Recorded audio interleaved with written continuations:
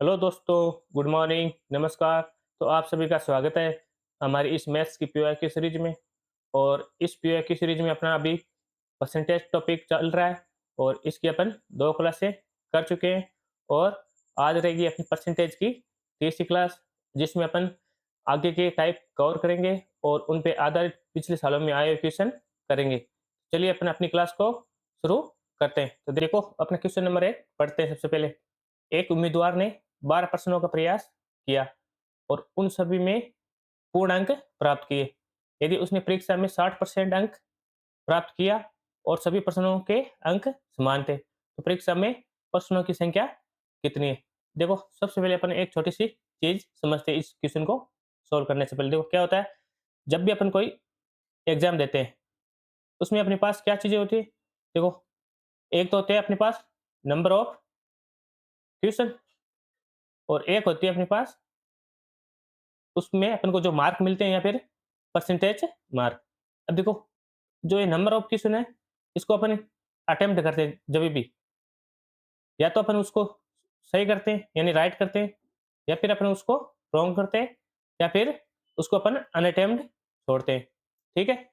अब देखो अपन अपने क्वेश्चन पे चलते हैं। एक उम्मीदवार ने 12 प्रश्नों का प्रयास किया और उन सभी में पूर्ण अंक प्राप्त किए, ठीक है? और उसने 12 प्रश्नों का प्रयास किया और पूर्ण अंक प्राप्त किए। यदि उसने परीक्षा में 60% प्राप्त किया। अब देखो उसे कितना परसेंटेज मिलता है? 60%, ठीक है? और सभी परीक्षा में अंक समान थे, ठीक है? देखो भाई, उसने ये 12% किए, तभी तो उसे उन सभी में पूर्ण अंक प्राप्त हुए, ठीक है?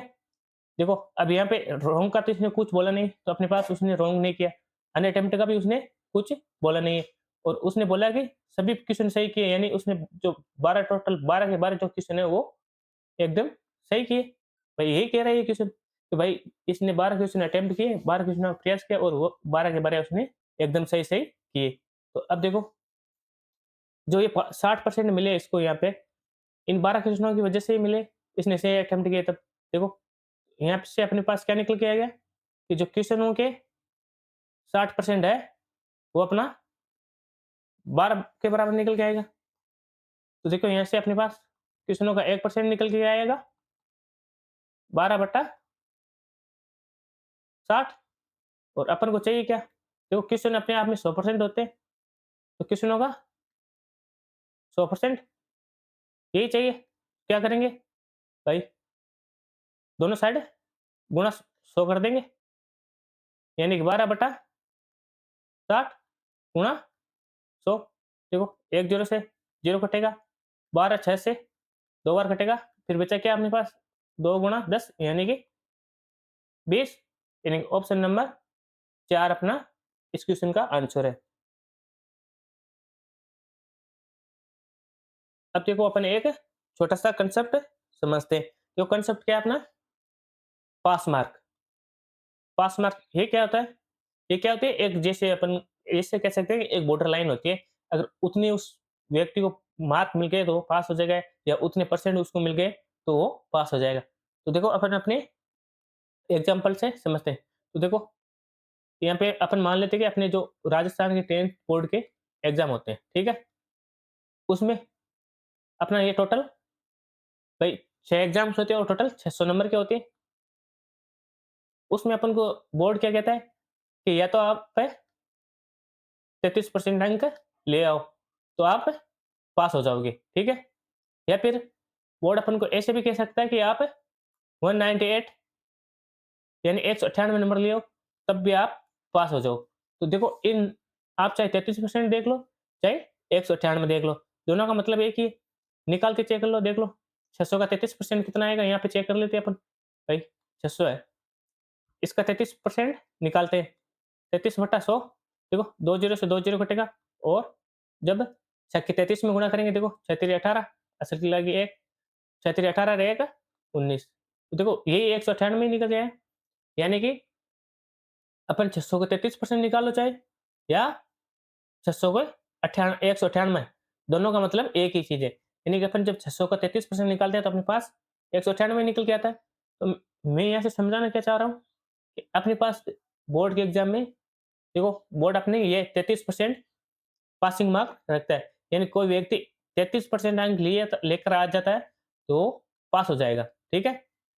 अब देखो क्वेश्चन किस टाइप से आएगा। क्वेश्चन में आपको बोलेगा कि कोई व्यक्ति है, वो या फिर अब देखो क्वेश्चन किस टाइप का आएगा। तो क्वेश्चन में आपको बोलेगा कि किसी परीक्षा में उत्तीर्ण होने के लिए 40% अंक चाहिए। ठीक है? और फिर बोलेगा कि कोई व्यक्ति है, वो आपका उसको 80 अंक प्राप्त करता है और के 40 अंकों से अनुत्तीर्ण हो जाता है। ऐसे बोलेगा वो। ठीक है?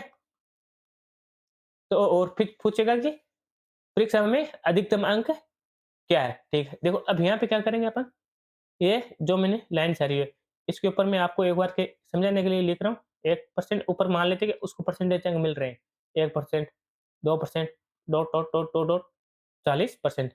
फिर इधर दें डॉट, डॉट, डॉट, डॉट यहाँ तक 100%।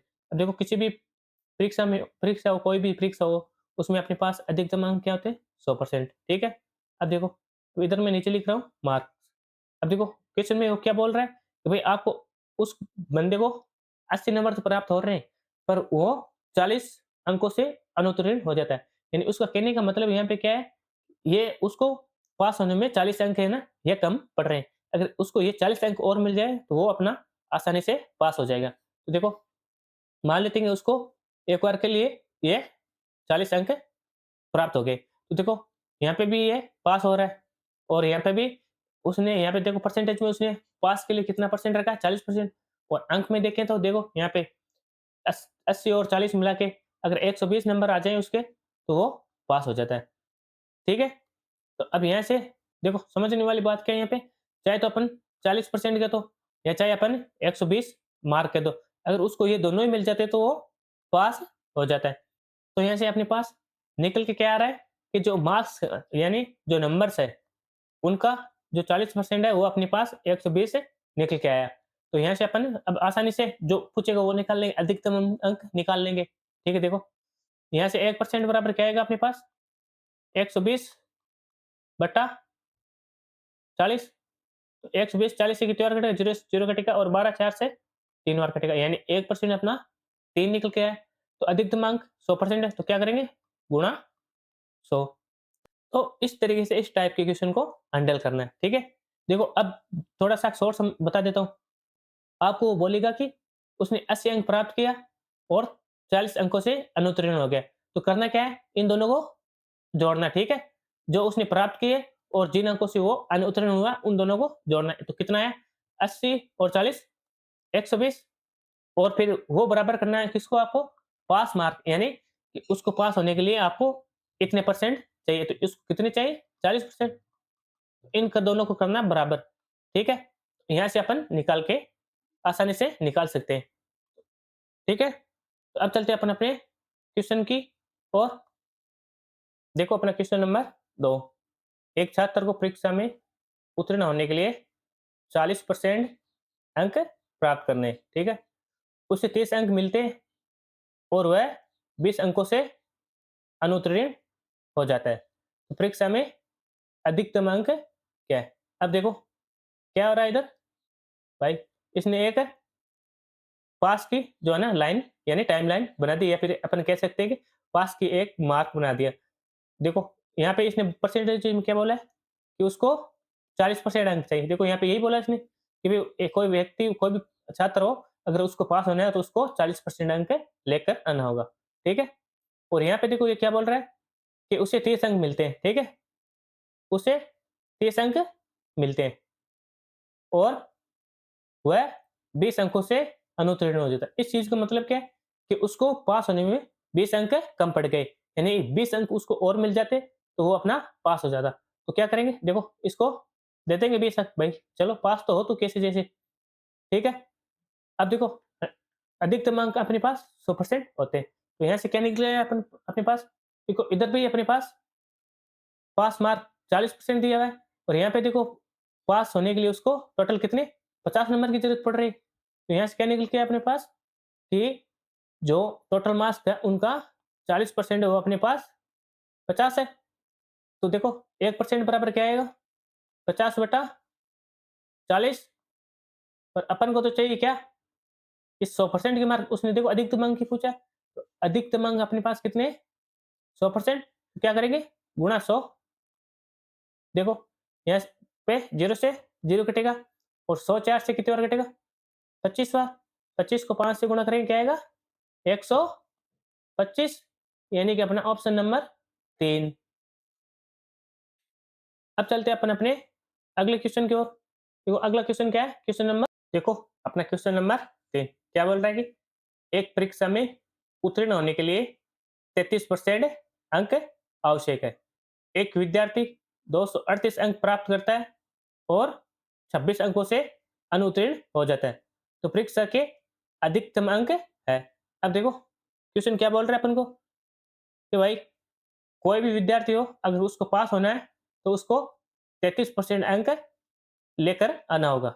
और साथ में देखो अब यहाँ पे क्या दिया है, कोई विद्यार्थी है वो हुआ है 238 अंक प्राप्त करता है, यानी कि वो 238 अंक तो उसको मिलते हैं। यानी अब आगे क्या बोल रहा है कि और वो है 26 अंकों से अनुत्तीर्ण हो जाता है। इस चीज का अपने पास क्या मतलब है कि अगर उस भाई या ऐसे कह सकते हैं कि उसको पास होने में 26 अंक कम पड़ रहे हैं, या फिर अपन इसको ऐसे भी कह सकते हैं कि ये 26 अंक उसको और मिल जाए तो वो पास हो जाए। तो क्या करते हैं अपन उसको ये 26 अंक दे देते हैं।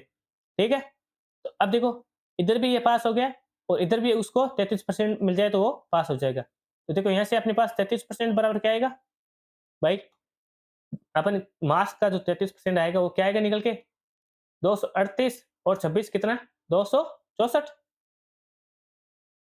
अपने पास यहाँ पे 1% क्या आएगा निकल के?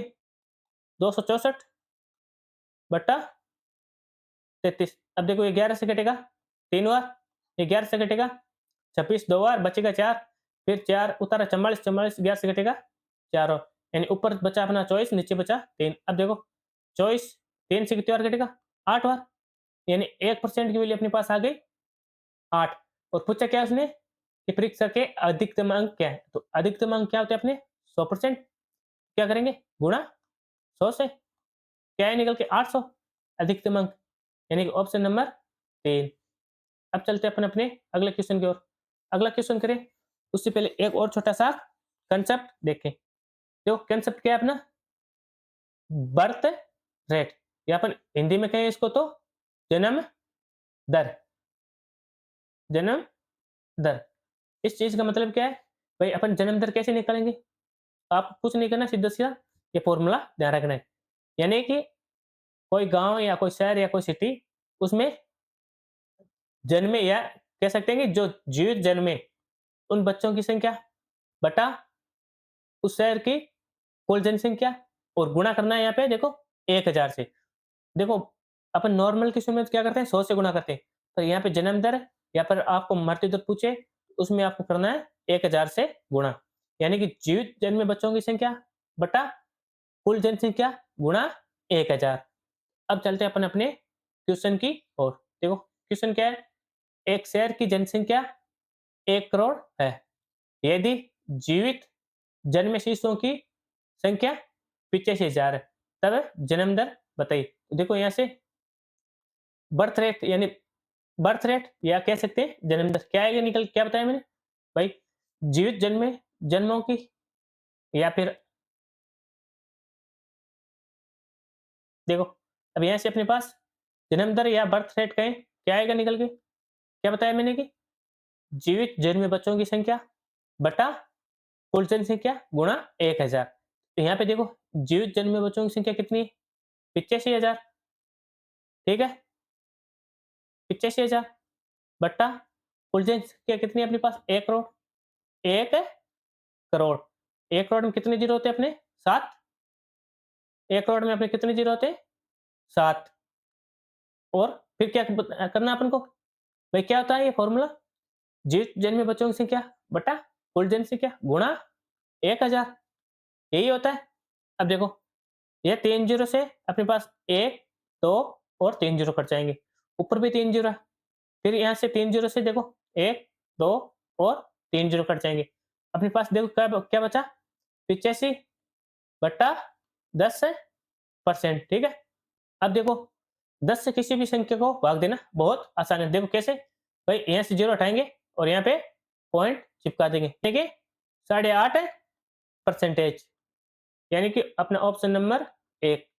अब चलते हैं अपने अगले क्वेश्चन की ओर। देखो अगला क्वेश्चन क्या कह रहा है कि एक शहर की जनसंख्या किसी वर्ष में 2,50,000 थी तथा उस वर्ष में जो मृतक या मरने वालों की जो संख्या है वो है 3,000 थी। तो शहर की असोदित मृत्यु दर क्या होगी? अब देखो चाहे आप डेथ रेट निकाल लो या फिर जन्म दर या फिर मैं हिंदी में बोलूँ तो आप मृत्यु दर निकाल लो चाहे जन्म दर निकाल लो। उसका फ़ॉर्मूला अपना सेम ही रहेगा। देखो मैं फ़ॉर्मूला आपको बता देता हूँ एक बार फिर से। भाई मृत्यु दर अपन निकालेंगे तो कैसे निकालेंगे? मृत्यु दर कैसे निकालेंगे? मृतकों की संख्या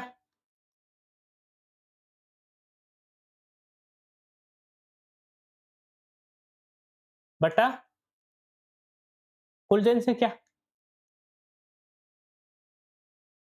कुल जनसंख्या गुणा 1,000। अब देखो यहाँ पे क्या दिया है इसने? कि मृतकों की संख्या कितनी दी? 3,000 बटा कुल जनसंख्या कितनी दी है? 2,50,000 2,50,000 और गुणा 1,000 यही होता है। तो देखो अब देखो आपको मृत्यु दर पूछ ले चाहे जन्म दर पूछ ले तो फॉर्मूला सेम सा ही रहता है लगभग। तो यहाँ से अपने पास मृत्यु दर निकालने की देखो मृतकों की संख्या ऊपर लिखनी है बटा कुल जनसंख्या और गुणा 1,000 से करनी, ठीक है? तो यहाँ पे अपने पास देखो 3,000 मृतकों की संख्या और टोटल पॉपुलेशन कितनी है अपने पास? 2,50,000 और गुणा 1,000। तो यहाँ से देखो 3 जीरो से यहाँ पे 1, 2 और 3 जीरो कट जाएँगे। फिर देखो 1 जीरो से 1 जीरो कट जाएगा। फिर अब देखो 300 को 25 से भाग देंगे, कैसे कटेगा देखो? कितनी बार कटेगा? 12 बार, ठीक है? तो यानी अपना जो आंसर क्या है 12% यानी कि ऑप्शन नंबर 1। अब चलते हैं अपन अपने अगले क्वेश्चन की ओर। देखो अगला क्वेश्चन कह रहे हैं उससे पहले एक बेहतरीन कांसेप्ट मैं आपको बताता हूँ। देखो कांसेप्ट क्या है? क्वेश्चन बोल क्या रहा है अपने को? कोई व्यक्ति है वो अपनी आय का 80% खर्च कर रहा है और अगले साल जो है ना उसकी आय में 40% की वृद्धि हो जाएगी, ठीक है? पर जो उसकी बचत है वो उसकी सेम ही रहेगी, उसमें कोई परिवर्तन नहीं रहेगा और पूछ लेगा कि उसका खर्च कितना परसेंट बढ़ा। तो देखो अब यहाँ पे करेंगे अपन, देखो इनकम कोई भी व्यक्ति हो, उनकी इनकम या तो देखो वो अपन क्या करते हैं खर्च करते हैं या फिर उसको अपन बचत करते हैं। ये 2 ही चीज़ें करते हैं। अब देखो क्वेश्चन में क्या बोल रहा है कि वो 80% खर्च करता है। देखो किसका 80% खर्च करता है? उसकी आय का, ठीक है? तो मान लेते कि उसकी आय जो है अपने पास ₹100 है, ठीक है? अब कर क्या रहा है? वो उन 100 में से 80% खर्च कर रहा है। तो 100 का 80% क्या आएगा अपने पास निकल के? 80, ठीक है? फिर अब देखो बचत का उस इसने यहाँ पे कोई ज़िक्र नहीं किया, करना पड़ेगा, यहाँ पे अपना खुद का दिमाग लगाना पड़ेगा। अगर वो 100 कमाता है और 80 खर्च करता है, तो बचा कितना रहा होगा? भाई 100 में से 80 जाएगा यानी कि वो ₹20 बचा रहा है, ठीक है? अब देखो आगे क्या बोल दिया उसने कि अगले साल है जो उसकी आय है वो 40% बढ़ जाती है। अब देखो अगले साल क्या हो रहा है?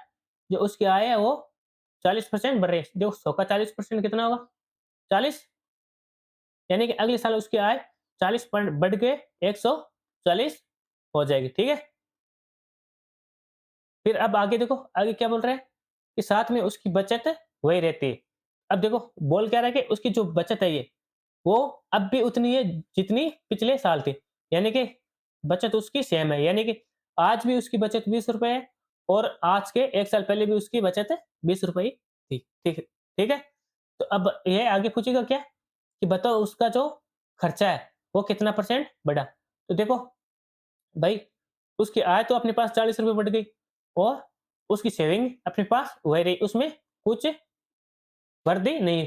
तो जो ये ₹40 बढ़े, ये टोटल उसके खर्च में बढ़ेंगे या फिर ऐसे भी निकाल सकते हैं देखो, भाई उसकी आय अपने पास 140 है, अगर उसमें से अपन उसकी बचत घटा दें तो उसका खर्चा आ जाएगा। देखो 140 में से भाई 140 में से 20 जाएगा, क्या बचेगा? 140 में से 20 जाएगा, क्या बचेगा अपने पास? 120। यानी अब देखो, आज उसका खर्चा अगर 120 है और तो उसका पिछले साल जो खर्चा था वो ₹80 था, तो उसका खर्चा कितना बढ़ गया? ₹40। किस पे? 80 पे। अब देखो, खर्चा उसका कितना बढ़ा? 40। किस पे? 80 पे। परसेंटेज में बदलेंगे, क्या करेंगे? गुणा 100 और परसेंटेज का साइन। तो देखो, 0 से 0 कटेगा और 4 से 8 कितनी बार कटेगा? 2, यानी 1 बटा, तो फिर 100, 2 से कितनी बार कटेगा? 50, यानी कि अपने क्या निकल के आया? 50%। यहाँ पे ये कांसेप्ट आप लोगों को समझ में आया? अब चलते हैं अपन अपने क्वेश्चन की ओर। देखो, क्वेश्चन क्या है कि क्या बोल रहा है क्वेश्चन? एक व्यक्ति अपनी आय का 10% बचाता है, ठीक है? 2 वर्ष बाद उसकी आय 20% बढ़ जाती है या फिर 20% अधिक हो गई, ठीक है? लेकिन वह पहले जितनी ही राशि बचा पाता है। तो अब उसका खर्च कितने परसेंट तक बढ़ गए? देखो, क्या बोल रहा है? भाई इधर इनकम लिख देंगे, इधर अपन कह देंगे खर्चा और प्लस बचत। अब देखो, क्या कर रहा है कि वो 10% बचा रहा है। तो मान लेते हैं कि उसकी आय अपने पास है कितनी? ₹100, ठीक है? उनमें से वो क्या कर रहा है? उसका 10% बचा रहा है। यानी कि 100 का 10% वो बचा रहा है, तो 100 का 10% कितना होगा? 10, ठीक है? तो भाई अब यहाँ से सीधी-सी बात है, अगर वो 100 में से ₹10 बचा रहा है, तो खर्च कितना कर रहा होगा? ₹90, ठीक है? अब देखो आगे क्या बोल रहा है कि 2 वर्ष बाद उसकी आय 20% अधिक हो जाती है। यानी कि उसका कहने का मतलब क्या है कि उसकी आय में 20% की वृद्धि हो जाती है। यानी कि 100 का 20% अपने पास कितना होगा? 20। तो उसकी आय 2 साल बाद बढ़ के कितनी हो जाएगी? 120, ठीक है? अब आगे क्या बोल रहा है कि वो, लेकिन वह अपने पहले जितनी ही राशि बचा पाता है। यानी कि जो जितनी उससे पहले बचा रहा था, आज वो इतनी बचा रहा है। यानी पहले कितनी बचा रहा है वो? ₹10, और आज भी कितनी बचाएगा वो? ₹10, ठीक है? तो वो खर्च कितना कर रहा होगा? देखो, 120 में से ₹10 जाएँगे, तो आज वो ₹110 खर्च कर रहा है। अगर आज की 2 साल पहले वो ₹90 खर्च कर रहा है, तो आज वो है ₹110 खर्च कर रहा है। तो देखो यहाँ पे, अब देखो परसेंटेज वृद्धि निकालनी। देखो, कितना आएगा? यहाँ पे कितना अधिक हुआ उसका खर्चा? ₹20, ठीक है? किस पे? 90 पे। देखो, 0 से 0 कटेगा, परसेंटेज बदलेंगे, क्या करेंगे? गुणा 100, यानी कि अपने पास क्या निकल के आया? 200/9। देखो, भाग देंगे, कितनी बार जाएगा? 9 दूनी 18, फिर बचा अपना 2, उतारा 0, फिर 9 दूनी 18, फिर बचा 2/9%, यानी 22 सही 2/9 परसेंटेज, यानी कि अपना ऑप्शन नंबर 1। अब चलते हैं अपन अपने अगले क्वेश्चन की ओर। देखो, आनंद अपनी आय का 75% खर्च करता है। उसकी आय 20% बढ़ गई तथा उसने अपने खर्च में 10% की वृद्धि कर ली। इसकी बचत में कितनी वृद्धि हुई? देखो, अब की बार थोड़ा-सा क्वेश्चन अलग टाइप का है। देखो, इनकम बराबर अपना क्या होता है? वही खर्चा प्लस बचत, यही होती है इनकम अपनी। देखो, अगर कोई व्यक्ति यहाँ पे क्या कह रहा है? देखो, आनंद अपनी आय का 75% खर्च करता है। देखो, मान लेते हैं कि अगर आनंद अपने पास ₹100 कमा रहा है, वो कर क्या रहा है? उसका 75% खर्च कर रहा है, ठीक है? यानी कि 100 में से वो ₹75 खर्च कर देता है। तो वो बचा कितना रहा है? ₹25। यहाँ से देखो, अब क्या बोल रहा है कि उसकी आय 20% बढ़ जाती है, ठीक है? देखो, उसकी आय कितनी बढ़ रही है? 20%, यानी कि 100 का 20%, 20, यानी कि अब वो जो उसकी आय है वो बढ़ के ₹120 हो गई। आगे बोल रहा है कि वो अपने खर्च में 10% की वृद्धि करता है। अब देखो, क्या कह रहा है कि जो उसका खर्चा है वो भी उसका 10% बढ़ा। तो 75 का 10% कितना होता है? देखो, 10% की फ्रैक्शन वैल्यू क्या होती है? 1/10, और किसी भी संख्या को 10 से भाग देना बहुत आसान होता है। मैंने अभी बताया कि आपको सिर्फ क्या करना है, यहाँ पे देखो 75 का 10% निकाले तो क्या करना है? यहाँ पे पॉइंट चिपकाना है, यानी कि उसका 75 का जो 10% निकल के आया अपने पास, वो क्या है? साढ़े 7, ठीक है? अब देखो, अब पूछा क्या उसने? उसकी बचत में कितनी वृद्धि हुई? अब देखो, यहाँ पे देखो, डायरेक्ट करते हैं अपन। भाई उसकी आय तो बढ़ी है 20 रुपए और उसका खर्चा केवल बढ़ा है 7.5 रुपए। यानी कि जो बाकी का बचा वो उसकी बचत में ही वृद्धि हो रही होगी। देखो 20 में से 7.5 जाएगा, कितना बचेगा? भाई 20 में 7.5 जाएगा तो अपने पास क्या बचेगा?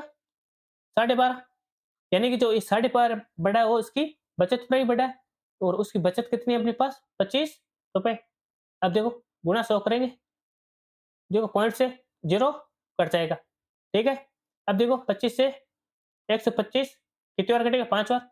5 गुणा 10 कितना बचा अपने पास? 50% यानी कि अपना ऑप्शन नंबर 3। अब चलते हैं अपन अपने अगले क्वेश्चन की ओर। देखो क्वेश्चन क्या बोल रहा है? एक व्यक्ति अपनी आय का 80% व्यय करता है। उसकी आय 20% बढ़ जाती है तथा वह व्यय में 10% की वृद्धि करता है। तो उसकी बचत में वृद्धि क्या हुई? देखो इनकम बराबर क्या होता है अपना? बचत। देखो इनकम बराबर क्या होता है अपना? खर्च प्लस बचत, ठीक है? अब देखो यहाँ पे क्या बोल रहा है? कोई व्यक्ति वो अपनी आय का 80% खर्च करता है। तो मान लेते हैं कि उस व्यक्ति के अपने पास जो इनकम या आय है वो 100 रुपए। तो कर क्या रहा है वो उनमें 100 में से 80% खर्च करते हैं। 100 का 80% कितना होगा अपना? 80 रुपए, ठीक है? तो अगर 80 रुपए खर्च कर रहा है 100 में से तो बचा कितना रहा होगा? 20 रुपए, ठीक है? देखो आगे क्या बोल रहा है कि उसकी आय में अपने पास 20% की वृद्धि हो जाती है। अब देखो क्या बोल रहा है कि उसकी आय में 20% की वृद्धि होती है। 100 का 20% कितना है? 20, यानी कि उसकी जो आय निकल के अब आई है वो कितनी हो गई? 120 रुपए हो गई। और आगे बोल रहा है कि वो अपने व्यय में 10% की वृद्धि करता है। यानी जो उसका जो खर्चा है वो उसमें केवल 10% का वृद्धि करता है। तो देखो 80 का 10% कितना आता है निकल के? भाई 80 का 10% निकालेंगे क्या आएगा? 8, ठीक है? तो अब उसका खर्चा जो हो गया 88। तो पूछ क्या रहा है कि उसकी बचत में कितनी वृद्धि होगी? अब देखो उसकी आय तो बढ़ रही है 20 रुपए और उसका खर्चा बढ़ रहा है केवल 8 रुपए। तो जो बाकी के 12 रुपए बचे बचे वो उसकी बचत में ही वृद्धि होगी। तो यानी 12 रुपए बचे वो उसकी बचत उसमें वृद्धि हुई। परसेंट में गुणा 100। देखो 20 से 100 कितनी बार कटेगा? 5 बार। 12 को 5 से गुणा करेंगे क्या आएगा? 60%, यानी 60% अपना आंसर, यानी कि ऑप्शन नंबर 4। अब देखो एक क्वेश्चन और है इस पे बेस्ड, वो भी अपन कर लेते हैं। राकेश अपनी आय का 80% खर्च करता है। यदि उसकी आय 14% बढ़ जाए और बचत 15% घट जाती है, तो उसके खर्च में कितने प्रतिशत की वृद्धि होगी? देखो अपना इनकम बराबर क्या होता है? खर्च प्लस बचत, यही होता है। अब देखो क्या बोल रहा है कि 80% खर्च करता है। मान लेते हैं कि कोई व्यक्ति है वो अपना 100 रुपए कमा रहा है और उसका 80% खर्च कर रहा है। 100 का 80% अपना 80 निकल के आएगा। भई अगर वो 80 खर्च कर रहा है तो बचा कितना रहा होगा? 20 रुपए, यही बचा रहा है भाई। ठीक है? अब आगे क्या बोल रहा है कि उसकी आय में अपने पास 14% की वृद्धि हो जाती है। यानी 100 पे 14 की वृद्धि हो जाती है, यानी कि 14 रुपए बढ़ जाते हैं। तो देखो अब उसकी आय कितनी हो गई? 114 रुपए। अब आगे क्या बोल रहा है कि जो और बचत है जो उसकी 15% घट जाती। अब की बार क्या वो कह रहा है कि वो इसकी जो बचत है वो 15% घट जाती है। तो देखो निकाल लेंगे 20 का 15% कितना होगा? 15/100। देखो 20 से 100 कितनी बार कटेगा? 5, और 5 से 15 कटेगा 3 बार। यानी कि जो उसकी आय है वो अब अपने पास 3 रुपए घट गई। यानी 20 से घट के 3 रुपए घट के अब हो गई उसकी 17, ठीक है? तो देखो अब यहाँ से उसका खर्चा कितना आ जाएगा? भाई अपन उसकी इनकम में से प्रेजेंट का उसका बचत घटा देंगे तो उसका खर्चा आ जाएगा। तो देखो 114 में से 17 जाएगा, कितना बचेगा? देखो 97। भाई 114 में से 17 जाएगा, 97 बचेगा। यानी कि जो उसका खर्चा है वो बढ़ के कितना हो गया? 80 से 97 रुपए होगा। यही बोल रहा है ये क्वेश्चन। तो अब परसेंटेज में देखें तो देखो उसका खर्चा कितना बढ़ा है? 17 रुपए। किस पे? 80 पे। परसेंट में बदलेंगे गुणा 100 और परसेंटेज का साइन। 0 से 0 कटेगा, ठीक है? फिर देखो 2 से कट रहा है 5 बार, 2 से 8 कटेगा 4 बार, तो अपने पास निकल के आएगा 85/4। तो भाग देंगे देखो 8 में 4 का भाग देंगे, जाएगा 2 बार, फिर 5 में देंगे 1 बार, फिर बचा अपना 1/4। 1/4 का मतलब अपना क्या होता है 0.5%, यानी कि अपना आंसर क्या निकल के है 21.25%, यानी अपना ऑप्शन नंबर 2।